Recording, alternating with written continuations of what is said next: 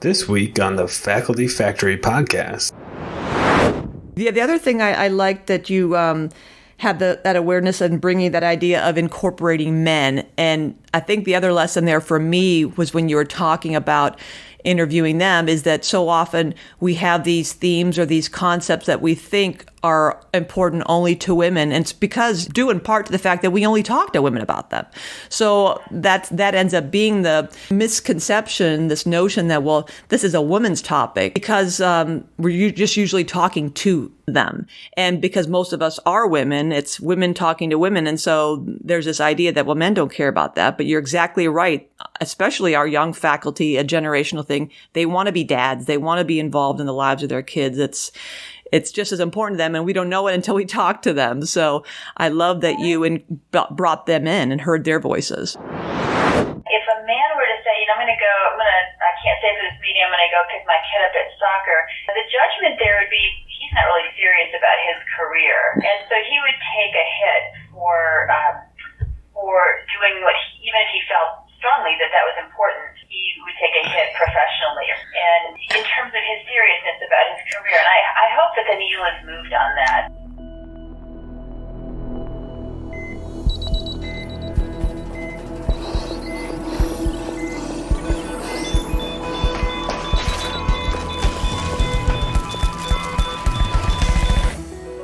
Welcome back to the Faculty Factory podcast, everyone. On today's episode, we have Dr. Ann Brown, the Vice Dean for Faculty at Duke University School of Medicine and a Professor of Medicine. And she has the honor of being awarded the Carol J. Bland Phronesis Award just recently by the AAMC Group on Faculty Affairs at our Professional Development Conference. And let's make sure we understand phronesis, P-H-R-O. It is the acting for the welfare of others without thought for self, seeking and enabling heroically the development and success of others.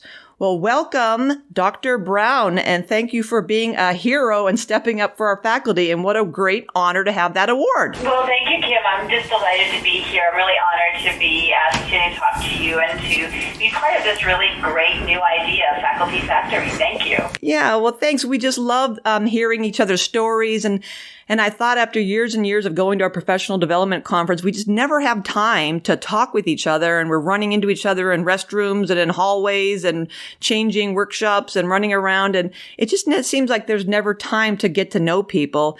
And so I know people are really enjoying these stories. And so we are thrilled to have you, a Vice Dean for Faculty. So exactly how do you go from endocrinology to being a Vice Dean? Well, I've thought about these questions that you kindly sent me ahead of time to reflect on, and I really appreciate the opportunity to reflect on the trajectory of my career, and I recommend it for other people. I think it's an interesting idea, but I'll tell you that I've always been interested in women's health, and I started out in OBGYN, did my first year in a rotating internship in OBGYN, and realized that I really liked to have some time to sit and think, and wasn't really great running to an emergency. So I switched to internal medicine, but I knew I really wanted to stay engaged with women's health, and so that is what led me to endocrinology, which is very much about women's health. Many aspects of it are about women's health. And so my clinical practice over the years evolved around women's health and menopause to eventually polycystic ovary syndrome, and I've really loved taking care of PCOS patients. And at the same time that I started thinking about women's health and doing some programs on education about women's health more globally, not just kind of the GYN aspects of it, but thinking about rheumatology and women's health or cardiology and women's health, I started to think about the women physicians, the women providers, and kind of thinking about what their careers were like and what kind of issues they had. Because early on, I think I really recognized, like a lot of people do, that there was a discrepancy in the number of women, particularly in leadership positions, and so I was curious about that. And I'll tell you what I did way back in 1997. I had no idea what a focus group was, but I started holding focus groups, and this is probably the single most brilliant sort of mistake that I've ever made, was to learn about focus groups and then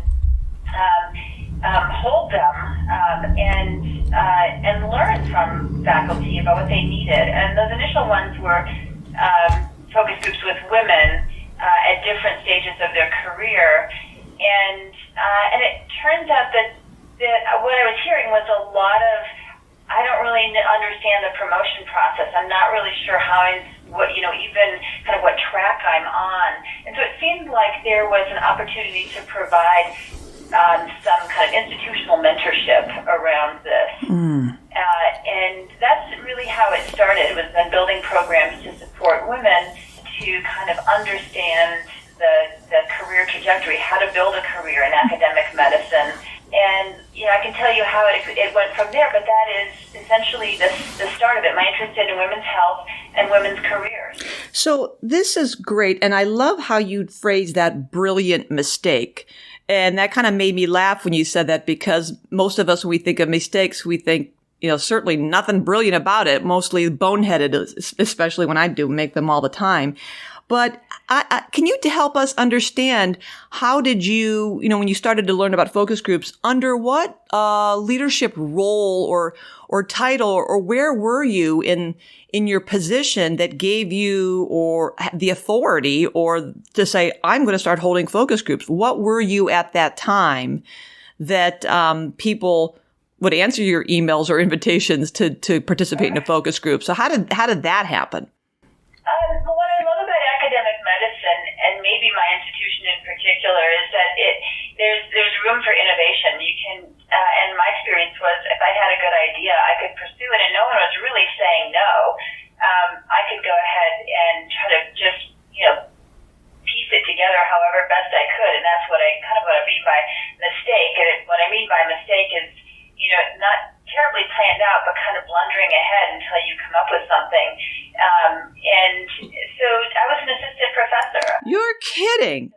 You were an assistant professor. This is a really important point there. I love these kind of stories where people empower themselves and are also in an environment, in a culture that promotes and nurtures empowered faculty. So I love that. You were an assistant professor. I thought you were going to say, well, I was an assistant chair or vice dean for divisional director, blah, blah, blah.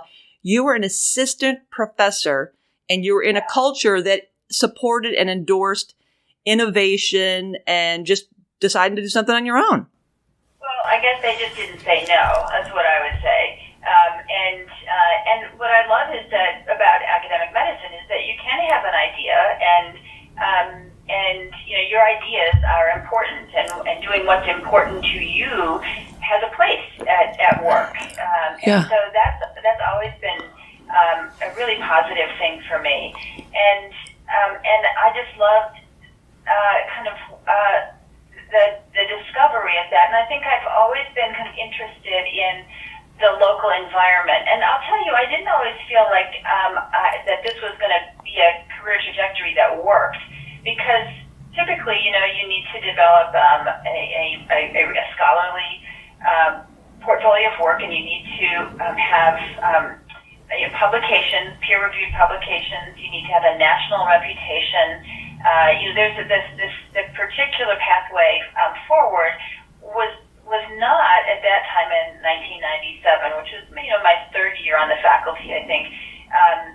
That was not to think too much about the local environment and kind of the people around you. It was really, you gotta make your mark in the world. Right. And that is still the case. We still want people to do that. We still want people to think big and do big things. But I've always been much more concerned with how to help people who might succeed in this environment. I don't know why I'm interested in that, but I think that I kind of understood it to be a less than welcoming environment for women and underrepresented minorities. It's an environment that's built on sort of with a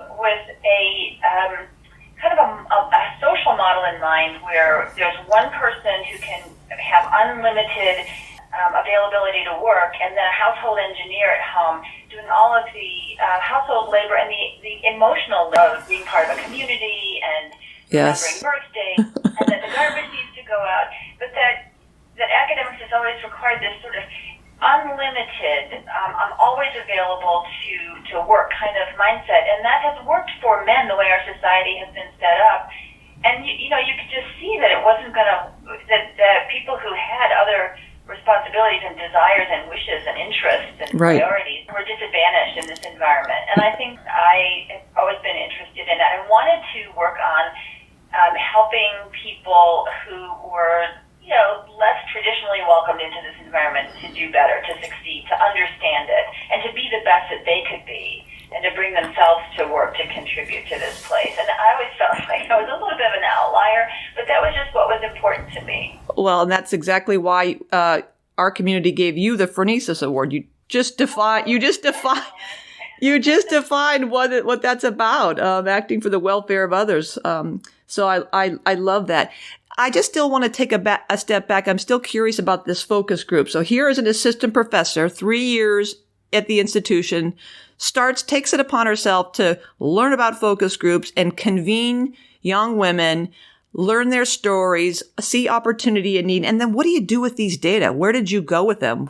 To whom did you show them? How did things start happening? I shared them with the dean at the time, I think, and so I'll tell you what happened. So the women, I interviewed senior women and junior women, and I'll tell you what the senior women said. They said, I got here by hook or by crook. There was no plan. I just did it. I couldn't really tell you how I did it. And I'm like, well, that's not really helpful for the Thank you very much. It wasn't luck. There's a tremendous amount of skill. How come you're not talking about your skills? So that was really fascinating to me. But what the younger women said is, look, we're not the only ones who need work-life balance. You need to talk to the men in our generation because they also want it, but they can't speak up about it because they'll be considered less serious. So the next set of focus groups was in 2003, I think. And by that time, I had been asked by the president of the university, Nan Cohan, a totally amazing woman, to be one of 16 representatives on a campus-wide women's initiative that she did in her final year as president. And as part of that, we did another round of focus groups, as did the rest of the campus. I just think this is such a powerful tool that I talked about it a lot, and they decided to go ahead and do it on campus as well, and so that was fascinating. But what my next set of focus groups did, I included men, broken down by rank and gender, did these focus groups again, and of course the men said the same thing. We want to be parents, and we want it to be possible to be good parents and to have a life that includes work but also includes family and other interests. And so that's when I started thinking about this issue of work-life balance, terrible term, but in terms of a generational difference and we shouldn't frame it as a women's issue. That's right. It's not just a women's issue. It was, at that point, back in 2003, I started thinking about it as a generational issue. And so then in 2004, Sandy Williams was the dean, and it was just right after the Women's Initiative as well, where I had played a more visible role at that point, still without any particular title, but a more visible role in women's health and women's professional development. And so at the end of that, he asked me to be an assistant dean for women in medicine and science. And so that was the first foray into the dean's office. And I have to say that I think I almost had a nervous breakdown because I really liked working on my own, kind of behind the scenes, and not necessarily having a formal role. And so it was a real transition for me to think about having a voice at the table. And it took me a while to get used to that. But we immediately started doing professional development things that were geared toward, paid attention to gender issues, but also were inclusive of men. And so that led to, I think an associate vice dean for faculty development, somewhere around 2007 under, I can't remember, I think he was, I can't really remember the date, sorry, but that's kind of how it evolved. it was a building up of on an interest that I had,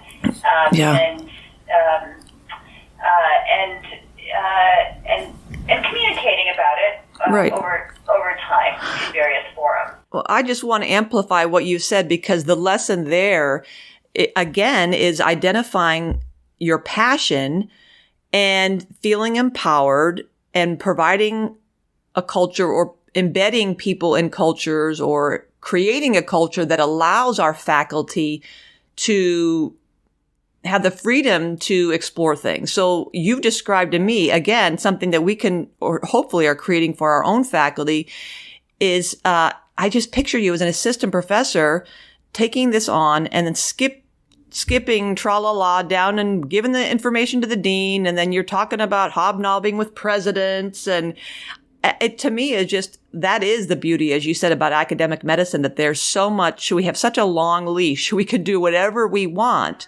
And ideally, though, that's, again, is the space to do that. I know I worry about our faculty today having the time and the freedom to explore those topics that, I mean, look at the beautiful things you've done now for Duke, all because your curiosity was nurtured, you felt supported, and you felt empowered without having a title or clearly protected time or supplemental salary to do this. So that's, I think, what is an important lesson to be learned there. I think you're right. I benefited from having some more flexibility than I think junior faculty have today. And I look back on it and I feel good about it. When I did, an interesting story, you're making me think back on those initial focus groups when remember I talked to some senior faculty too, and I said, one of the questions was about, how do you approach professional development? And I tell you, now people have an idea of what that means, right? I think it's most of our colleagues in GFA, of course, they would know and what it means to you, and they would know what we mean. Back then, they looked at me like, well, I am developed. I'm graduated yes. by medical. What do you, residency? What do you mean professional development? Yeah. And now we have much more of a lexicon for what that means. It's how to navigate this institution, this business, and do your job well. The other thing I like that you had that awareness and bringing that idea of incorporating men. And I think the other lesson there for me was when you were talking about interviewing them, is that so often we have these themes or these concepts that we think are important only to women. And it's because, or due in part to the fact that we only talk to women about them. So that ends up being the misconception, this notion that, well, this is a woman's topic, because we're just usually talking to them. And because most of us are women, it's women talking to women. And so there's this idea that, well, men don't care about that. But you're exactly right.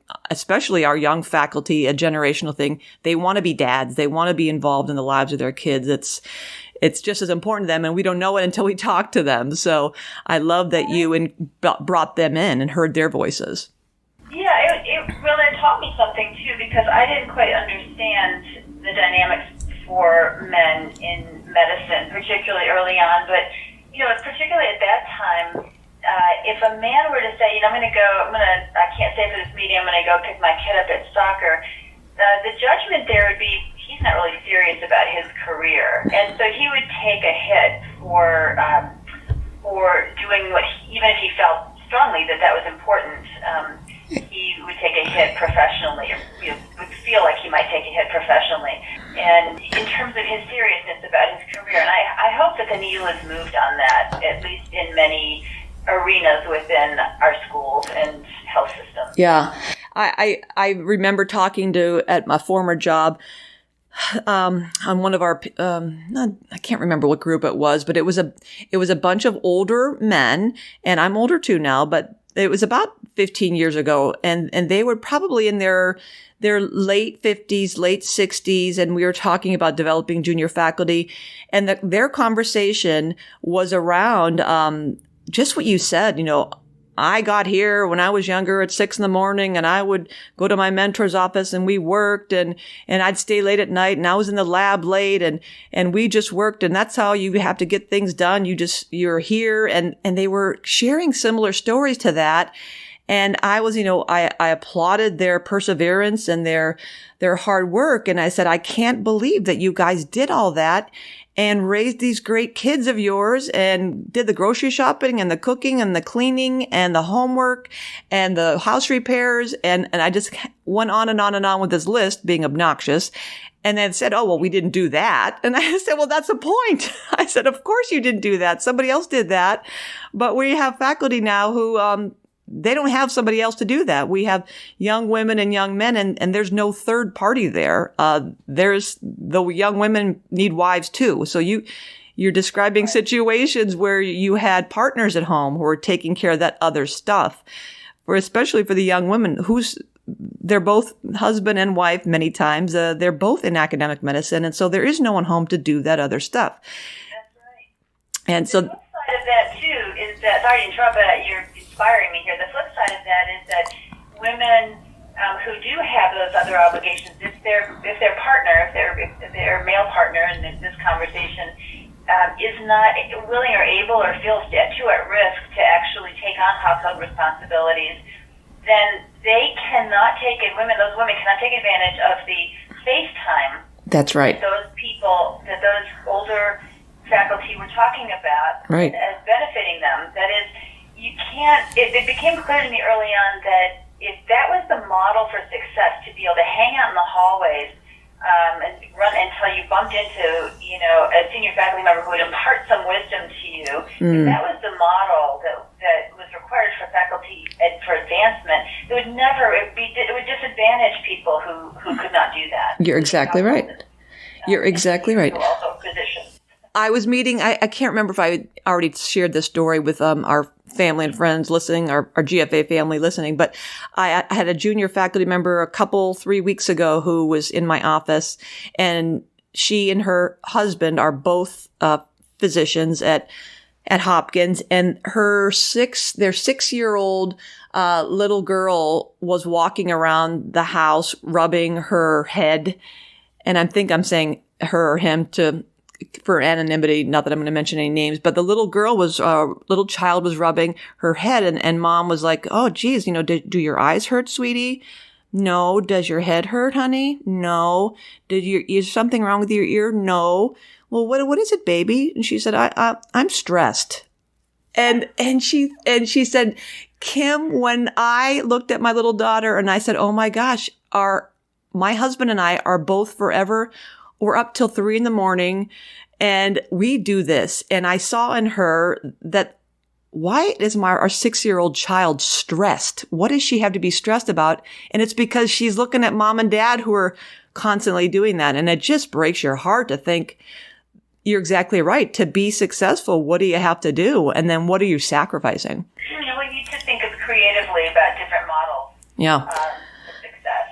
Yeah. I think the millennials will help with that their ability to work in groups, for instance, is phenomenal as a generalization. And they hopefully will support each other and teach us about teamwork. Oh, I can't wait. Well, I'm taking us too off track here, but people do want to hear about our faculty affairs and faculty development offices. Can you give us a bird's eye view of what the organizational chart, if you will, of your space looks like? Sure. It's grown a lot in the past couple of years. So we started off as working on faculty development, and we still work on that. And the focus has become leadership development. So we have different leadership programs for different kind of stages and focuses for faculty, and that's been enormously fun. So that's one area. We also have a research mentoring program. So we're a research-intensive institution, and there's because of some of the things we were talking about before about less flexibility for junior faculty now than in the past, you really have to hit the ground running if you're a researcher. And so we've built some programs to help people write really terrific grants right out of the bat, right out of the gate. And so we have I have an assistant dean for research mentoring who is leading those programs, and they help people with, as I mentioned, with the process of writing excellent grants and telling great stories. I also have in my office Dr. Kevin Thomas, who is the Assistant Dean for Underrepresented Minority Faculty Mentoring. And he runs a leadership program, and he calls Advance Up, which is a phenomenal experience. It's in its second year now, I think, and he works on sort of professional development within that leadership development program, but also one-on-one mentoring for our underrepresented faculty to keep them here, to help them navigate a pathway forward. Right. I also manage the ABT Office, the Appointment, Promotion, and Tenure Office, and so thinking about the kinds of things we want people to be rewarded for with promotion and tenure. Right. And then we have a really exciting internal executive coaching program that No way. I'll tell you more about. And then I spend most of my time on professionalism issues. Right. Working with promoting a positive work environment, working with people within our vice chairs for faculty, building connections within the departments, between the departments and the School of Medicine around faculty professionalism and disruptive behavior, managing that well. So those are the things that are currently in my purview. Wow. So before we get to something that you want to share that's important and interesting, how many staff do you have? You've mentioned like 3 or 4 dean levels. Do you know offhand how many staff, what kind of percent effort? Don't tell me it's just one. I'll just have to say, I need to brag on my staff. They are the best staff in the universe. They are really, really fabulous. And they develop each other and grow within this job. So it's been a pleasure working with this staff. But currently, I have 5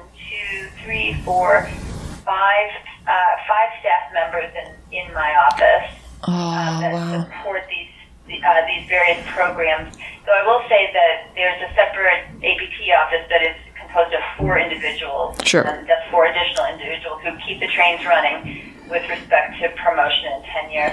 But that's our team. Wow.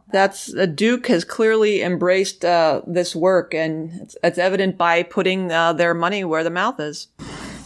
I think that I have to thank Dean Nancy Andrews, who was our dean from 2007 to 2017, for really supporting this and very much seeing that faculty, the importance of developing faculty, and that's carried on by our current dean, Mary Klotman. It's just a no-brainer for them to invest in faculty. Tell us something important that you are doing that you'd love to share with us. Well, I think that I think that one thing that's really moving to me is working with our mid-career women leaders in a program we call Alice. And it is, I know many programs, many schools have programs for mid-career women. This has just been a profoundly moving experience for me to work with a group of about 14 women over the course of about 9 months, where we go through various exercises to learn about, various things like emotional intelligence, conflict management, negotiation skills, Myers-Briggs, and a number of things. And we have them work together, riffing from ELAM a little bit, this Executive Leadership and Academic Medicine program a little bit, to get them to work together on various issues, not projects, but to work together on kind of understanding their own authentic leadership style and motivation. Like what do they want now? Right. And it's just fascinating to see people who have achieved what people achieve by mid-career and begin to think about what's really important to them in the next part of their career. And it's wonderful to see them engage with each other as if they're meeting other colleagues for the first time. And what I mean by that is I just don't think that women faculty at the mid-career or senior level actually run into each other all that much. And they're in different departments. We're a big school. And so they don't often have the chance to talk and understand how much they have in common and to support each other through it. So it's really, and I am really all about empowering women to become, to take leadership positions, to help kind of close that gap at the top. I think we do need some energy put into that, and I am really happy to do that locally. Yes. So that's one really cool thing. And I will say that the context for that is also pretty cool. And that is that Duke currently has a lot of women leaders. I mentioned that two of our deans in sequence since 2007 have been women, really powerful women, Dean Nancy Andrews and Dean Mary Klotman. And we have a woman provost who came from the School of Medicine, Sally Kornbluth, and she's and when she looks out over her 10 deans on campus, do you know how many of those deans on Duke's campus are women? 7 out of 10 deans on our campus are women. No. It is just phenomenal. Of course, we have a wonderful president who's a wonderful man,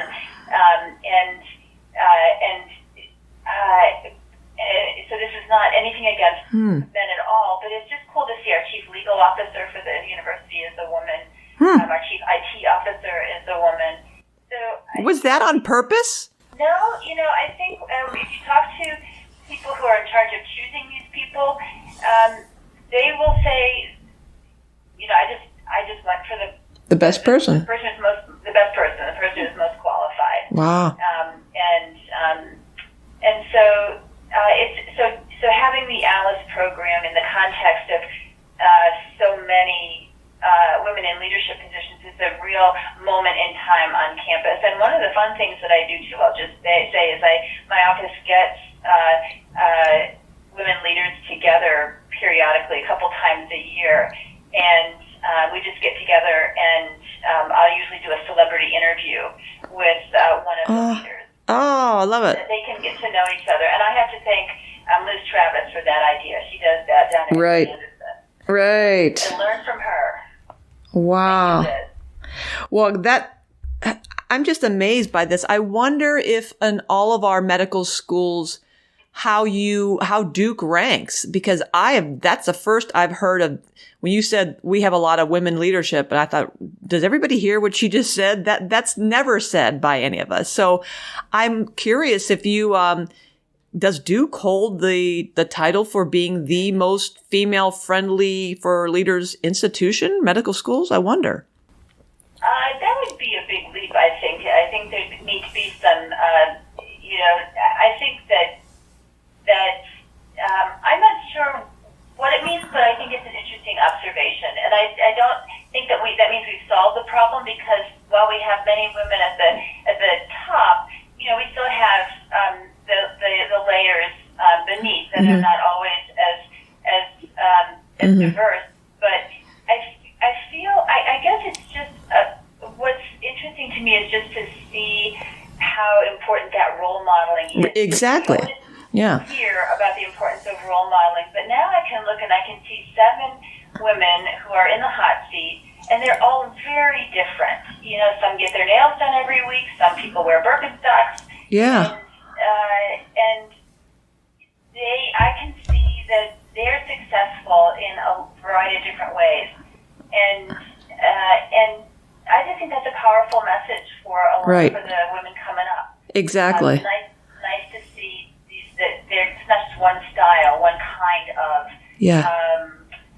approach to leadership that works. Yeah, talk about true diversity. And I think that would be fascinating to look at young women faculty at Duke and other institutions, and all other of our peer institutions around the country who may also have a disproportionate number of female leaders, compare to other institutions that maybe have the disproportionately, or most of them, male leaders, and look at their female junior faculty and see the effect of that role modeling. In other words, all of our hypothesis would probably be that young women moving up the ranks in an institution and in a culture and environment where there are a lot of women in those hot seats see that, and therefore they believe that, and they perceive it's possible, and therefore they're more likely to then assume leadership positions in other institutions versus the comparison schools where that's not a role modeling environment. I bet you that we'd see that.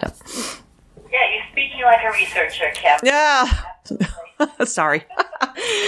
So what else do you have interesting that you'd like to share with our community? Well, I think that some people know this already, but I just want to brag on it a little bit, and that is our internal executive coaching program. So Dr. Sharon Hall is the director of this executive coaching program, and she's a former chair of a department, and at some point decided she wanted to do what she called her encore career, which is the next stage of her career, and she wanted to become an executive coach and got trained, and then approached me and the dean and said, I have this idea. I'd like to build an internal executive coaching program that's available to faculty. And so over the past 3 years, I believe, she has built this program in my office. It's been very well received, and it essentially does what the name implies. It provides executive coaching to all levels of faculty. And we actually are building this into some of our internal grants, like the Birch grant that we have. Yes. All of the recipients receive coaching as part of that. We have a Doris Duke grant to support career flexibility, and it's a fund to retain clinical scientists to try to provide extra hands to faculty with caregiving responsibilities, and so that's usually junior faculty. And so that's run out of my office, and we provide coaching to all of those folks. And so and it's also been useful to the division chiefs and chairs when they come across a wonderful faculty member who's in some sort of hot water about something. They're in some sort of conflict, need some help kind of sorting out a way forward. And so we've worked on developing a business model to keep this sustainable where the departments pay for this. Okay. So I was going to ask you, wait a minute. Now, where does this come from? Because she's one person, one coach. So the business model, can you describe how that works? The departments own that. So there's some kind of a chargeback per visit or per faculty member, or how does that work? Yep, exactly. So the dean's office kind of funded the startup, and there is, just like for external executive coaching, there's a charge per session, and there are different things, different ways of structuring it, but it can be one-on-one coaching over the course of 4 to 8 sessions. And then Sharon is also developing some group coaching models. Yeah. She's also working with teams to improve team communication and team functioning, which I think is super important. And so it's been incredibly well received, and really I actually think it's an important strategy for mentoring, because it helps somebody figure out how they want to navigate a career challenge. And so it is an impartial, confidential person, separate from a mentor, that you would use in addition to a mentor. But it just gives them another modality to sort through some of these things. Yes. And I'll tell you that some of the junior faculty, when I ask them, well, what do you talk about? What's been most helpful? They talk about time management. Her help thinking through time management has been really helpful. Huge. That, I bet you people are just itching to run to their leadership and say, we need this coaching. The group on faculty affairs, I think it was at last year, it was last year's professional development conference. A group of us met for one of those roundtables for breakfast, and there's a monthly coaching learning community. And that's another opportunity, people who are listening. There are lots of us who are interested in coaching and how we can use this tool, and yours is definitely something that is innovative and interesting. And I'm curious about the team coaching. And as you were talking, I was thinking about peer coaching models, and a lot of this comes back to these, I'm all about small communities and bringing people together and relationship building. And I think that is just another example of how we can take this coaching model and bring it into divisions and departments and labs and clinics and office spaces where there's some elements of just being there, as you said, like a neutral party, listening to people. It's just so important, is just listening and being there and helping them to solve their own problems. No, you're absolutely right. I think that's one of the most exciting next steps for this, is to be able to deploy Sharon, or there are a number of people coming up now who are getting trained and want to join the internal executive coaching group part-time, which is very exciting. And to be able to deploy this skill set on behalf of a team, particularly a team that wants to function better. Right. And I think it's so important for all the things that we're concerned about in GFA, in sort of integrity, research integrity, and standing up against harassment, and being able to talk about, have difficult conversations when there are cultural differences or perceptions of bias. Right. I think that we need our teams to work well together, and when they don't, it's so costly. It slows things down.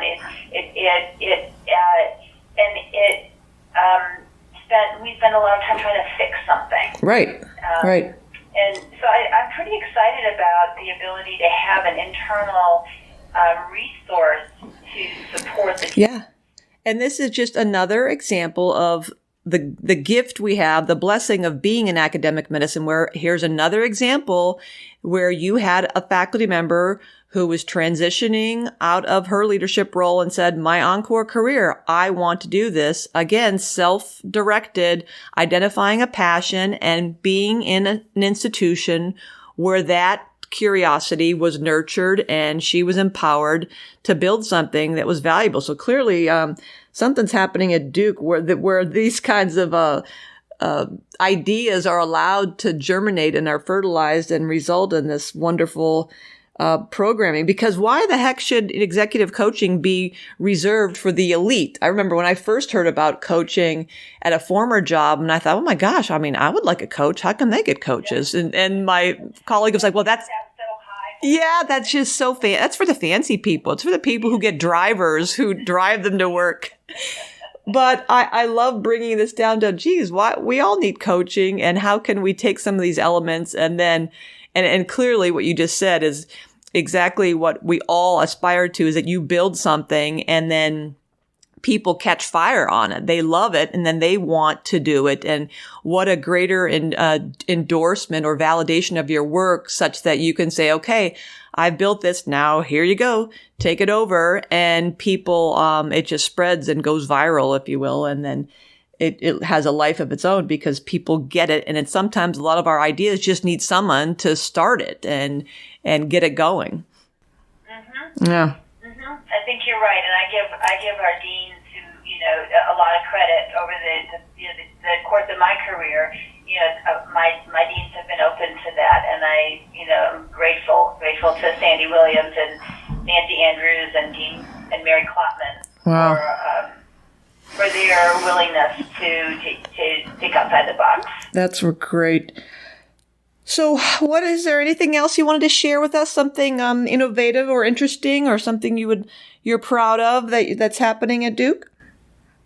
Yeah, I guess I have one more story. I mean, right now I am very much consumed with thinking about how to respond to sexual harassment in our environment. I mean, we know from the National Academy of Sciences, Engineering, and Medicine report that it's prevalent, and particularly the harassment that is sort of below the surface, the unkind comments, the "you're not welcome here" kind of comments that are convey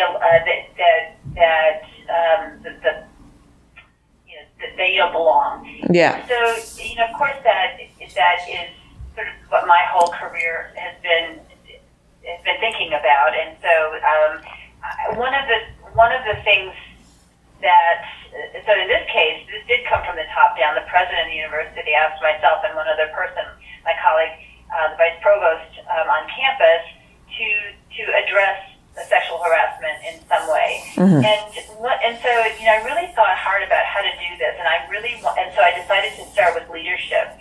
And I said, I need to get in front of our leaders and talk about sexual harassment. Well, what am I going to say? I can talk about the statistics, but it's not something they haven't heard before. They're all aware that harassment exists. They've been reading the news about the Me Too movement and other industries, and they must be thinking that it will happen, it will come, it will emerge here in our environment as a problem. So one thing I did that has caught fire, I've been happy with it, the way that it has, the approach that I took, at least the initial approach, which was I gathered stories from some of my colleagues.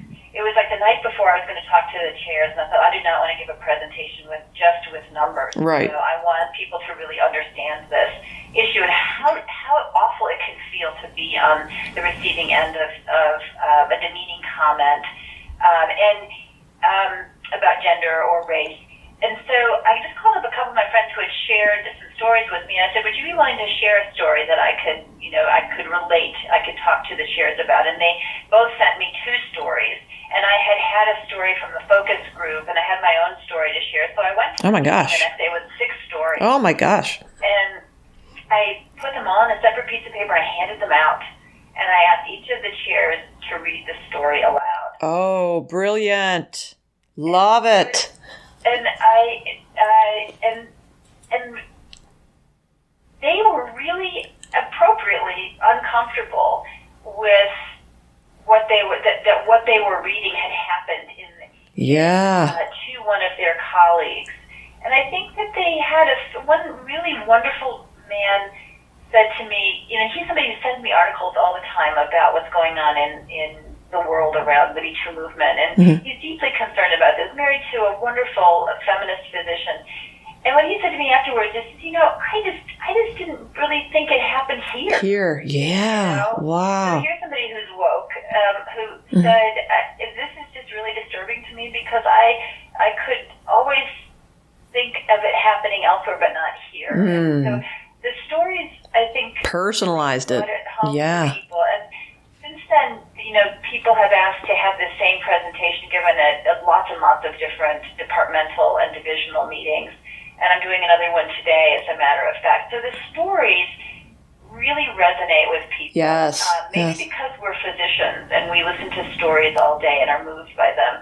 But I think that was another kind of happy mistake on my part. Yeah. And even just the nuance of you having them read the story. I mean, is when you started telling your journey about how you got stories, I thought, okay, she typed up these stories and then she sat there at the table and read these stories. But when you said you asked them to, I thought, oh, that is it. That's what did it. That was just perfect to really have someone internalize that, but the words are coming out of their own mouths versus listening to you. Fantastic. Again, I stole that idea from a colleague, and I was a little nervous about it, but I think it worked well. And I'm saying it out loud in this podcast because I think other people should try it. Yes. Oh, for sure. That is great. I love it. Wow.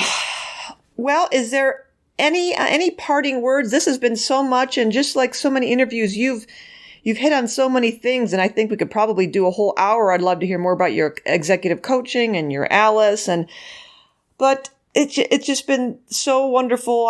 I feel so inspired, and I always want to end up these conversations running back and look what Duke does. Look what they do. How come we can't do that? So I'm confident that people listening have the same kind of enthusiasm and want to listen and take notes and run back with these great ideas. Do you have any parting comments or thoughts or words of encouragement for our friends? Well, I think that what seems important to me is to tackle what you can tackle. I think that I wouldn't want people to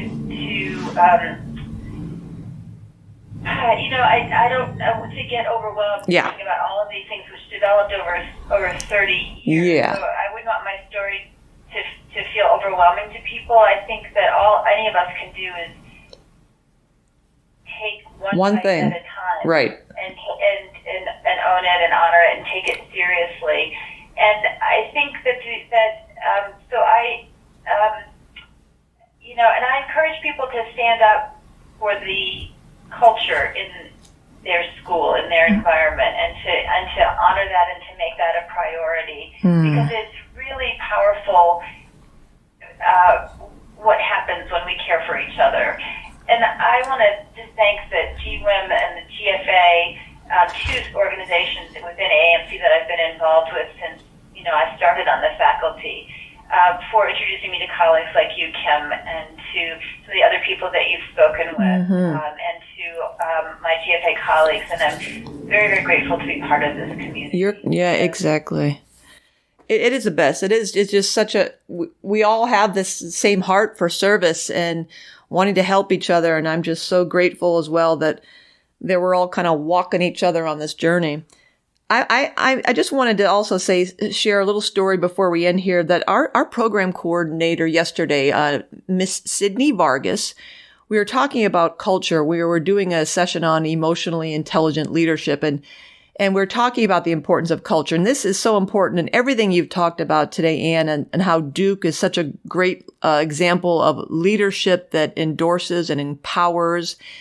And the story is about, Sydney was saying something like, somebody told me that culture is like making kombucha. Now, I don't know what kombucha is, but it looks interesting. Let's say interesting. But she said there's a lot goes into it, and it takes a long time, and it takes very little to mess it up.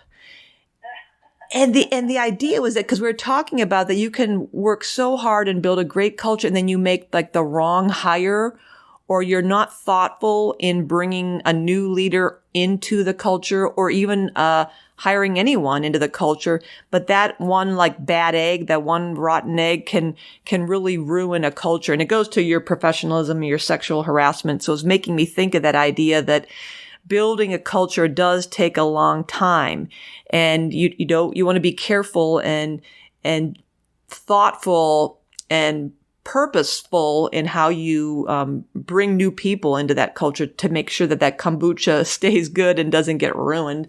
Well, this has been a great conversation, everybody. I hope you enjoyed it as much as I have, and you've been listening to Dr. Anne Brown, the Vice Dean for Faculty at Duke University School of Medicine. And I hope you tell all your friends, tune into the Faculty Factory podcast. Until next time, thanks for tuning in to Faculty Factory Podcast. The mission of the Faculty Factory is to build and support a community of leaders in faculty development who share tools, resources, wisdom, and encouragement in service to our faculty members, schools, and institutions. We encourage you to go to facultyfactory.org to find out more. Get in touch with me, ask me any questions. Maybe you want to be interviewed on the podcast. Thanks for tuning in to Faculty Factory Podcast. We'll see you next time. The Faculty Factory podcast and website is sponsored by the Johns Hopkins University School of Medicine Office of Faculty.